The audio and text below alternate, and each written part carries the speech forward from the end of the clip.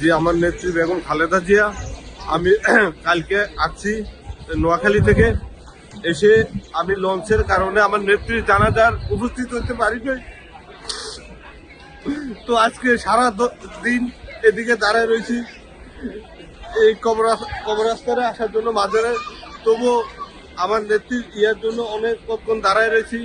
তো এইমাত্র খুলছে, খোলার পরবর্তীতে আমরা আসছি আমার নেত্রীর এক নজর তার কবরটা দেখার জন্য।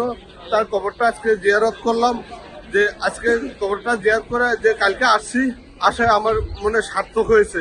যেন আমার নেত্রীর কবরটা হলো আমি সে জিয়ারত করতে পারছি, এটা আমার সার্থক। আর নাহলে আমি যদি খালি যাইতাম আমার সাধ্য হইতো না। আজকে আমার নেত্রীর জন্য আমার খুব কষ্ট।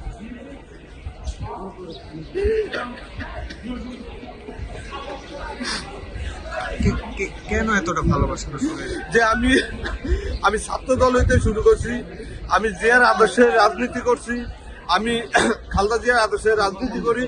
আমি এখন বর্তমানে যুব দলের দায়িত্বে আছি। আমি আমার নেত্রীর শুধু এক নজর দেখার জন্য, তার কবরটা দেখার জন্য আমি আসছি।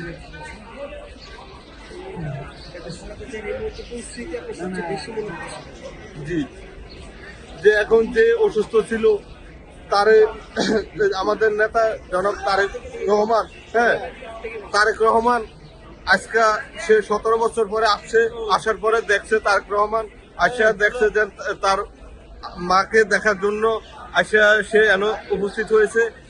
যে কালকে সে তারেক রহমান সাহেব, আমাদের নেতা তারেক রহমান সাহেব যেন উপস্থিত হয়েছে, তার ইয়ারে মাকে নিজ হাতে মাটি দিতে পারছে। সে আমার নেতা তারেক জিয়া নিজে কবরে কালকে তার মাকে কবরে পৌঁছাইছে। আমি এটি অনেক ধন্য যে আমার নেত্রীরে আমার নেতা তারেক রহমান নিজে তার মাকে কবরে শুয়ে আসছে। এটার জন্য আমি গর্বিত। আমি কালকে আসছি, আজকে আমি চলে যাব আমার দেশে।